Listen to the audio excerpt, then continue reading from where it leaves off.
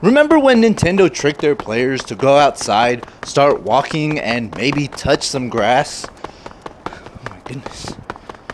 Back in 2021, Pikmin Bloom... No, that's the wrong game.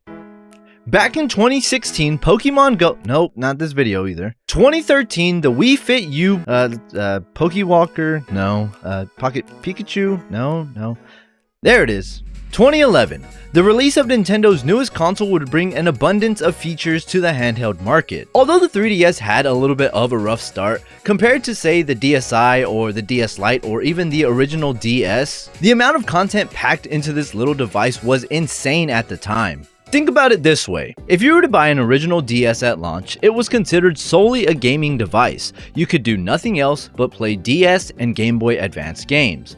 With the DSi, it was sort of the same situation. You could only play DS games at launch, but this time you had a built-in camera, a sound editor, and the eShop of course. But, you know, I'm talking about base level content right out of the box, so having to pay for eShop games wasn't really the same. In contrast, the 3DS had way more content packed in on launch that really added to the experience of owning this device. And there's a feature that many people like to overlook when it comes to talking about the 3DS. To show off the brand new 3D functionality, apps such as Face Raiders and AR games were included right on your home menu. Face Raiders would use the back cameras of the 3DS to turn pictures of people's faces into targets that the player had to shoot down. Its counterpart, AR games, would use the included AR cards that came packed inside with the 3DS to simulate augmented reality.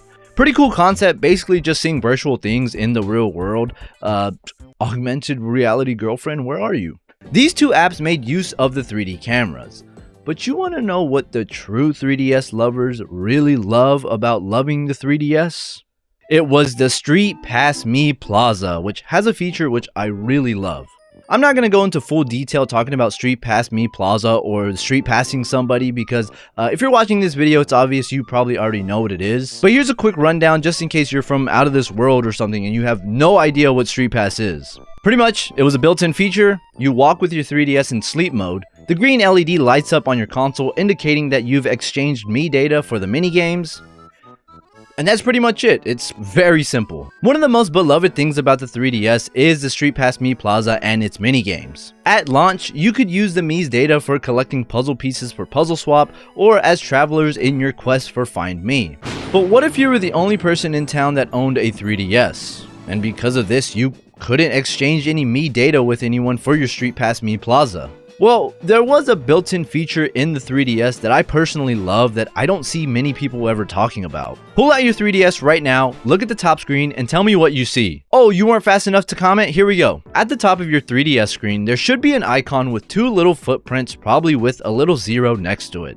It fades into a coin that has a little 3DS silhouette on it. This is a Nintendo 3DS Playcoin. 3DS Playcoins were a virtual currency that you would use for in-game items or privileges in games such as Streetpass Mii Plaza and AR games. But how would you get the 3DS Playcoins next level? The 3DS literally had a pedometer built right into its hardware, and although you could cheat the system by shaking your console up and down like this, it still counted steps regardless. The only way you were able to earn 3DS Playcoins was by walking with your 3DS in your pocket whilst in sleep mode, basically the same way that Streetpass would work. The user could earn 1 Playcoin for every 100 steps taken, a maximum of 10 Playcoins were able to be earned daily, and the maximum amount of Playcoins you could hold at any given time was 300.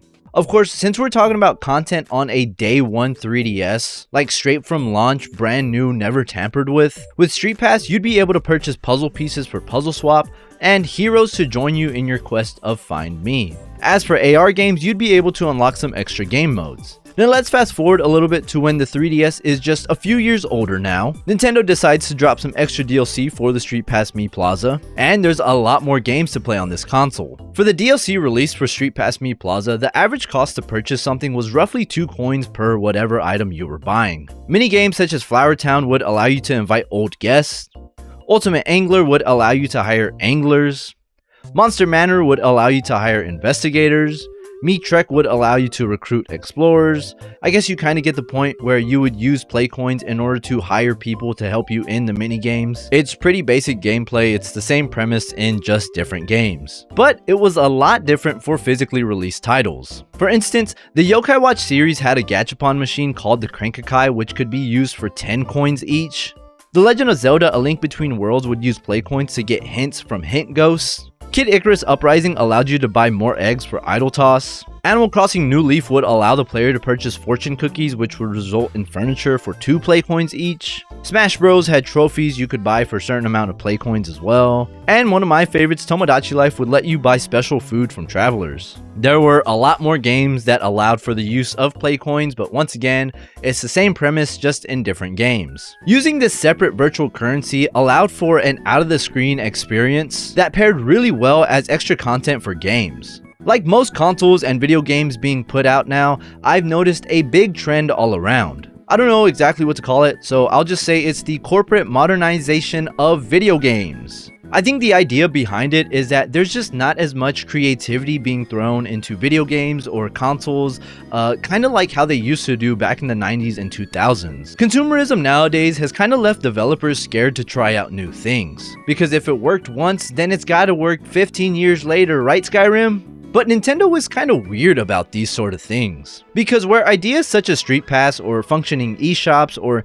even something small like included minigames at launch work so well on older consoles, they just seem to just get rid of the idea entirely. Instead of putting out new entries for series, it seems like they would much rather remaster and remake old games that have been successful in the past. I definitely feel like the 3DS was Nintendo's last console where they just kind of threw all creativity into it. Once the Wii U kind of showed that consumers' interests weren't really all there for it, it seems like Nintendo kind of backed off a bit.